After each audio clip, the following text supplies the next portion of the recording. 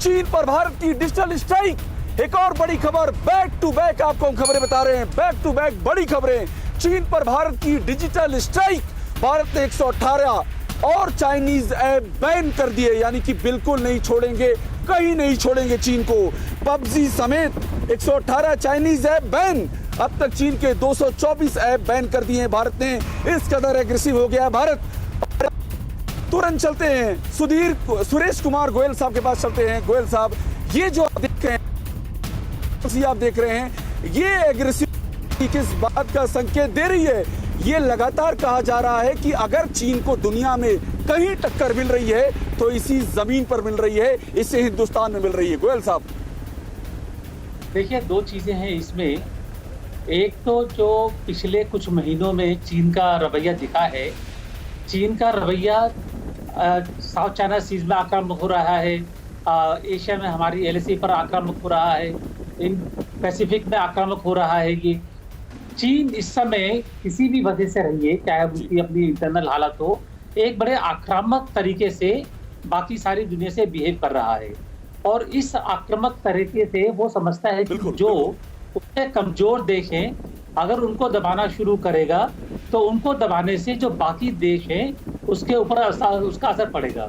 लेकिन उस चक्कर में मेरे ख्याल में उसने गलत एक कदम उठा लिया कि भारत को कमजोर देश समझ करके भारत के ऊपर आक्रमण शुरू कर दिया।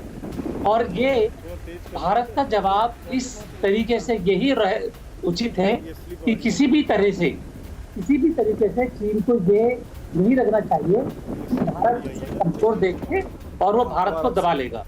और दूसरी चीज ये है कि जैसा पहले एक हमारे को कहा, गोयल साहब एक सवाल ले लूं, डॉक्टर सुधीर सिंह से ले लूं। डॉक्टर सुधीर सिंह जी, आप भी हमारे साथ जुड़े हुए हैं। देखिए, गोयल साहब जो कह रहे हैं कि भारत एग्रेसिव हो गया है, क्या यही एग्रेसिव रणनीति, यही जरूरत है? चीन यही भाषा समझता है सुधीर जी, यही भाषा उसको समझ में आती है? देखिए, चीन ने जिस तरह से पिछले 4-5 महीनों में किया है, वो साइकोलॉजिकल वॉरफेयर का इस्तेमाल कर रहा था और उसको लग रहा था कि भारत डर जाएगा। लेकिन जिस तरह से हमारी सेनाओं ने माकूल जवाब दिया है, तो ये चीन हतप्रभ रह गया है। और निश्चित तौर पर चीन की जो आज हालत है वो पूरी दुनिया में अलग थलग पड़ गया है। और ये एक बौखलाए हुए चीन का व्यवहार है। भारत सरकार को और हमारी सेना को बिल्कुल यही नीति रखना चाहिए। और हमें अरुणाचल प्रदेश से लेकर के लद्दाख तक जो 3500 किलोमीटर की एलएसी है, सारे जगहों पर बराबर की तैयारी रखनी चाहिए, क्योंकि चीन की मंशा और चीन का जो कहना है और करना है सारे अलग अलग हैं। तो निश्चित तौर पर हमें तैयार रहना चाहिए। और सेना ने इसका माकूल जवाब देकर चीन के सेना का साइकोलॉजिकल जो माइंडसेट है उसको कमजोर कर दिया है और पहली विक्ट्री हमें ला करके दिया है। और ये बहुत बड़ी सफलता है जो 1962 में जिन हाइट्स को हमने गंवाया था, उन हाइट्स को फिर से रिऑक्युपाई किया है स्पेशल फोर्स ने। तो वो बधाई के पात्र हैं और देश की जनता उसके लिए उनके शुक्रगुजार है।